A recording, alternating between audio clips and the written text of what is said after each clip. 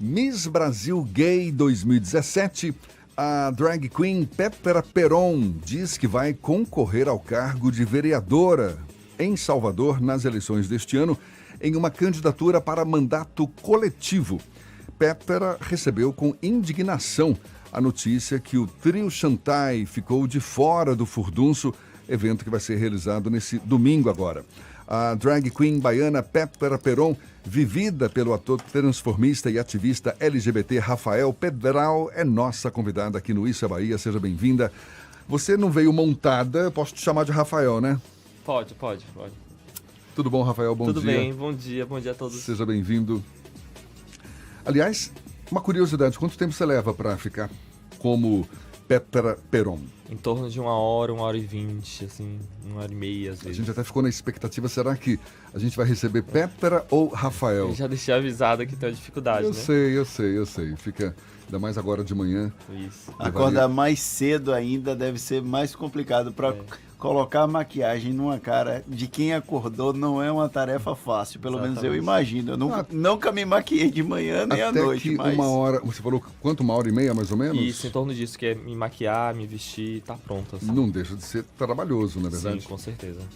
Como é que você está com essa expectativa de se sair candidato no mandato coletivo? Explica um pouco mais pra gente, Rafael. Primeiramente, bom dia a todos aqui da rádio, a todos os ouvintes, né? Telespectadores também, porque ao vivo a também, gente tá no YouTube. Oi, mãe, tudo bom? Ela tá ouvindo agora, minha mãe. É uma expectativa muito grande, né? Porque, na verdade, é uma urgência. Sou a primeira candidata LGBT do PT, do Partido dos Trabalhadores, no PT de Salvador. Depois de 40 anos, temos um LGBT candidato. E aí, imagine, né, diante dessa toda a polarização que estamos no Brasil e na Bahia e Salvador, Sim. diante de nossos corpos, nossos direitos, ter uma candidatura dessa é muito importante para fazer o debate. E aí, como você bem falou, a ideia também não é só eu não sou pré-candidata, eu sou pré-co-candidata, né? Estamos nessa empreitada de construir uma bancada coletiva nas experiências que já aconteceu, sobretudo em 2018, na bancada ativista em São Paulo e a bancada juntas em Pernambuco. E a ideia é essa, pegar territórios, pautas, pessoas, lideranças de diversos lugares e movimentos, se juntar, né? Que historicamente tem pautas, tem corpos que nunca ocuparam esse espaço na institucionalidade, não só em Salvador como no Brasil, e a gente se juntar, como eu brinco, né, na metáfora do Megazord, a gente se junta, né, vira algo grande e entra na institucionalidade. Fazer um Megazord, né? É uma experiência inédita essa também, não é? De um mandato coletivo. Além de você, quem são as pessoas dessa proposta de mandato coletivo aqui em Salvador? Sim, é algo recente, né? É algo que veio basicamente em 2016, numa experiência da mandata ativista em São Paulo, né, que elegeu Sami, e depois ela virou deputada federal, e da Gabinetona em BH. Né? Aqui que é inédito, né? Em Salvador é inédito. E inédito também no PT, assim, a nível Brasil nunca o PT se propôs a isso. E assim, a nível de composição, a gente não está fechado ainda, mas a gente está em diálogo com vários setores. O que está mais certo, além de mim, né, que é o setor seria LGBT e cultura, temos o companheiro Jamerson, ele é uma liderança lá de Cajazeiras, ele tem um bar lá que organiza um circuito cultural para as pessoas deixarem, não sair de Cajazeiras para vir para a Orla, para o centro da cidade, né, para buscar, enfim, um circuito cultural. Ele é da Bamor, ele é ligado a setores do movimento negro, ele é artista, ele é fotógrafo e é uma figura que, como Petra, perfura muitas bolhas e está em vários setores, sobretudo um bairro como Cajazeiras, que nunca elegeu uma pessoa de lá, né? Não, independente do espectro, né? Esquerda ou direita ou centro-direita, nunca foi eleita uma pessoa de lá. Estamos em diálogo com vários setores do aspecto da juventude, como o Levante Popular da Juventude, a Juventude Pop da Parte dos Trabalhadores. A gente acredita em ter uma pessoa trans, né? Porque na complexidade do movimento LGBT, eu, que sou um gay, tenho limite, não só porque eu venho desse movimento e tudo mais, mas tem vivência, tem pautas da qual eu não... tem dificuldade de falar. A representatividade é bem mais complexo, ampla, né? Isso. Exato. Sobretudo no debate sobre a identidade de gênero, né? O direito. E essa pessoa trans, tem várias pessoas que são colocadas. E, sobretudo, uma mulher negra, né? Que é o grande debate, inclusive, na eleição atual, né? O debate racial e gênero. que a gente também está em diálogo com várias pessoas. Como é um processo coletivo de condução e de construção desde o começo, não pretendemos colocar o estanque, fechar em pessoas. O movimento tem que ser pluripartidário, não necessariamente envolvido no PT. Pode não ser filiado a nenhum partido, inclusive, porque como o sistema eleitoral não reconhece essas novas dinâmicas, precisa de uma pessoa e uma pessoa filiada ao partido, que seria eu. Né? Você seria o representante Isso. desse movimento? No sistema, na instituição, na Câmara de Vereadores seria a pessoa diplomada, né? Seria a vereadora para a instituição, mas a nível de composição a gente não tem mais liberdade nesse sentido. Né? A grande experiência é um mandato, se não me engano, no Rio de Janeiro atual, do PSOL. É São Paulo, Bancada Paulo ativista. E o Juntas em Pernambuco. A partir dessas duas experiências prévias que começram em 2018 a ter mais força, o que vocês propõem no processo de debate aqui para a eleição municipal de vereador? Como eu falei, a ideia dessas pessoas, territórios, são de pessoas, territórios, pautas que historicamente não estão na agenda da institucionalidade. Se você pegar a composição histórica mais atual, né, da Câmara de Vereadores e Vereadores de Salvador, a maioria são ligados a setores da igreja evangélica, fundamentalista do evangélico. Apesar de ter um número considerável de pessoas negras, ainda não é a maioria, pensando que Salvador é a cidade mais negra fora do continente africano.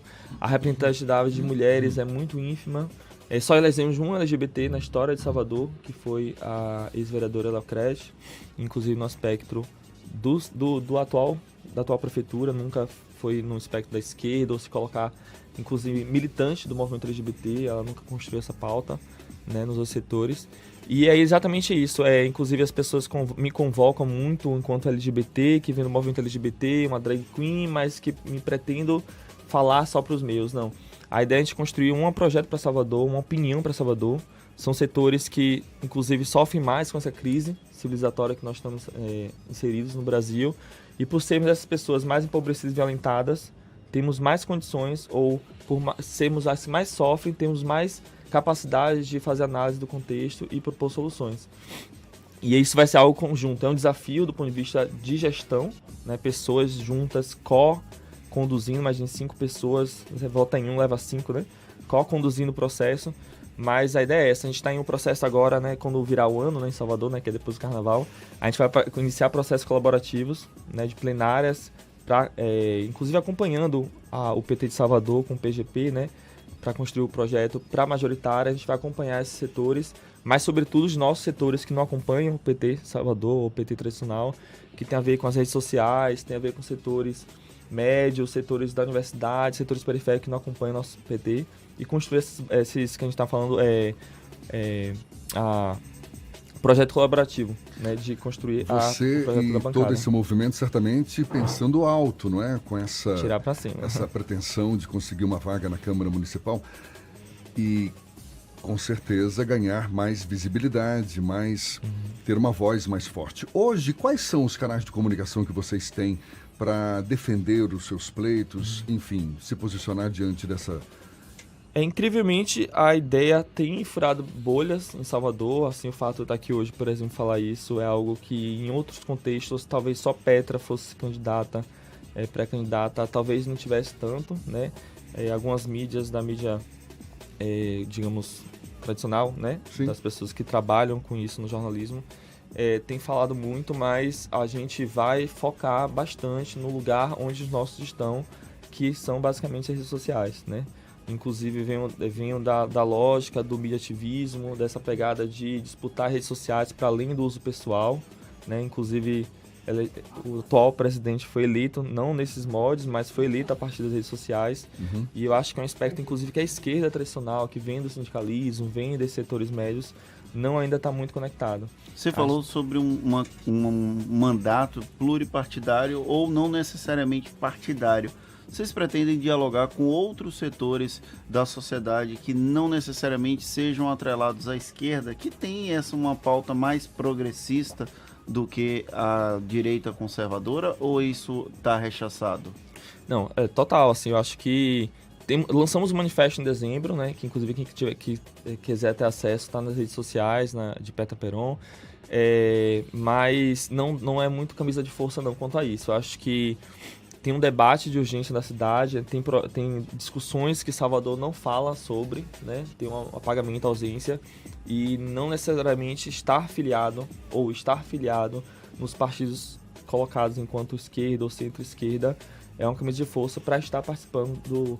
Inclusive é bom porque inclusive dialoga com os setores, dialoga com a ideia exatamente de pensar Salvador de forma coletiva, para além desse... Eu acho que os partidos de esquerda cumprem um papel muito grande, o partido ao qual eu venho tem 40 anos, tem uma grande força para cumprir nesse debate Salvador, mas também tem seus defeitos, tem seus limites, né, suas contradições, e não seremos nós que vamos dizer que há um impedimento nesse sentido, muito pelo contrário. Você, seja como Rafael, como Pétera, já se manifestou com indignação diante do fato do trio Chantay. Chantay. Desculpa, aí a gente estava discutindo meu aqui, CCA né? tá em dia, Chantay. A gente estava discutindo aqui a pronúncia, né? Chantay. Sashay Away. Então é Chantay. Isso. Chantay, desculpa. Trio Chantay vai ficar fora do furdunço. Como é que você avalia isso? Infelizmente, é bom colocar antes que nossa arte, a arte drag queen, que tem se popularizado muito a nível internacional, inclusive. A arte tem colocado no debate da grande sociedade a diversidade, a masculinidade tóxica, o respeito às mulheres, sobretudo, aos corpos delas, a questão da intolerância. A gente tem colocado enquanto artistas esses debates. E mesmo com o RuPaul roteirizado nos Estados Unidos, o Paulo Vittar e Glória Groove acessando uma questão mais mainstream, eu acho que nós estamos muito bem nesse sentido, assim, sabe? Trazendo um debate sobre diversidade que antes nunca teve, assim. E o trio de Chantay era um trio que só teve um ano, né? Foi ano passado. Exato. Foi a iniciativa que começou ano passado e não tem mais. Que é exatamente esse, né? Levar a nossa arte para um espaço, para a maior festa de rua, ou, né, nessas festas que rodeia a semana do carnaval, que é o Carnaval de Salvador, né? Salvador é uma cidade engraçada, né, que os homens héteros, cisnormativos rebolam desde a década de 80, mas ao mesmo tempo a cidade é muito conservadora com relação a vários debates, inclusive o debate racial, e não é à toa, né, para Salvador continuar do jeito que está com essas estruturas de desigualdades. Essas estruturas são muito sofisticadas a nível de se manter, se reciclar. E o debate da sexualidade, da dimensão, da orientação sexual não é diferente. A gente acha que não é um lugar somente do ponto de vista de ter trabalho, de nós estarmos lá na rua trabalhando, mas sobretudo o fato desse debate não estar colocado mais uma vez na maior festa popular do mundo, né? Temos exemplos históricos, inclusive da qual eu sofri também, de blocos ou de setores que ocupam o Carnaval de Salvador, que está do outro lado. São homens fantasiados de mulheres, por exemplo, com relação muquiranas, que são extremamente violentos, machistas, LGBTfóbicos, que estão na rua propagando isso. E o que é pior, é naturalizado pela sociedade metropolitana. Assim, as pessoas acham engraçado, sorriem, não somente as pessoas que estão fantasiadas de mulheres, mas como todo o contexto, quando eles pegam aquela arminha, por mais que seja água, ou inclusive às vezes não é água, é algo muito violento, assim, você agredir, jogar isso no rosto de uma pessoa, e aí é localizado, né, um corpo de uma mulher cis, trans, ou de nós LGBTs, é algo extremamente violento, né? E aí quando você vê que esse lugar é cada vez legitimado, e o fato de não ter outras polarizações, outros contextos de performatividade como a nossa, existe outras, né, como a nossa, é algo que realmente preocupa, né? Pensar no carnaval dos carnavais e ter recurso do ponto de vista de diversidade de manifestações artísticas é um retrocesso, assim, é um grande retrocesso, sobretudo na polarização que nós estamos no Brasil.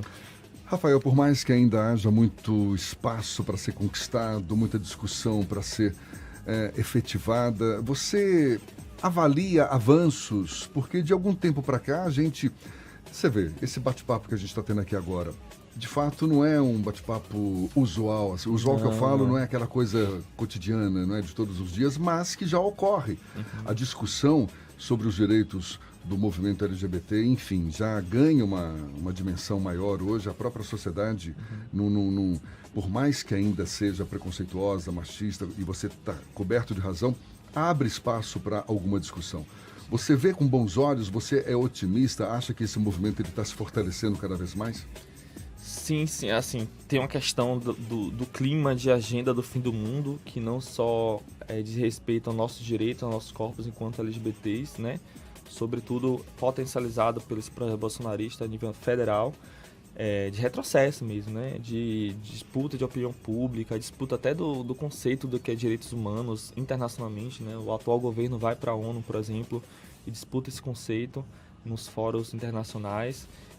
Mas de fato tem, assim, eu acho que ano passado, por exemplo, conquistamos uma importante pauta histórica desde que o movimento LGBT ou homossexual da década de 70 se iniciou, que é o debate, por exemplo, de pensar alternativas para coibir, né, as violências LGBTfóbicas e um dos aspectos no ambiente da criminalização, né, criminalizar a LGBTfobia, que conquistamos a nível do STF, né, mais um lugar, né, que na verdade no último período, nos últimos 10, 20 anos talvez, só o judiciário que tem dado de uma forma, uma acomodação ao nosso debate, nossos direitos a nível da democracia brasileira. Mas ao mesmo tempo tem muita coisa para fazer, assim, muita.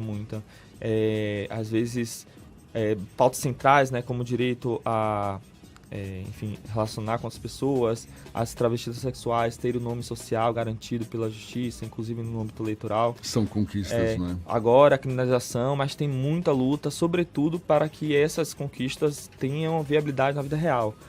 Foi criminalizado no passado, mas não sabemos que os crimes relacionados à LGBTfobia aumentaram, né? O Brasil continua sendo o país que mais mata travestis transexuais do mundo, em primeiro lugar, né? Um relatório da ANTRA, que é a Articulação Nacional de Travestis Transexuais, comprova isso, saiu agora, em janeiro. E a gente tem muita luta para fazer, e isso, inclusive, é uma das propostas da nossa empreitada a nível Salvador. Mas também não ficar só nisso, eu acho que inclusive é uma coisa que eu tenho colocado reforçado, eu enquanto LGBT, que vinha do movimento LGBT nacional e baiano, soteropolitano, evidentemente que é um lugar de fala, um lugar que eu vou convocar, e o fato de eu estar nos lugares, isso vai ser um debate. E olha, um prazer ter você aqui conosco, levando esse papo. Rafael Pedral, ator transformista e ativista LGBT, também drag queen, a Pétera Peron, conversando conosco aqui no Isso é Bahia. Muito obrigado, Rafael, e um bom dia para você. Obrigado a vocês pelo espaço, pela oportunidade. Tenham mais espaços como esse, né? Semana passada tivemos uma semana difícil para nós, um candidato a prefeito em Salvador vomitando muito preconceito, nosso presidente falando o que tem falado, enfim. Que vocês deem mais espaço a outras pessoas, não só LGBTs, mas outras pessoas que têm algum tipo de debate para contribuir para Salvador. Muito obrigado mais uma vez. Agora 5 minutos para as 8 na tarde FM.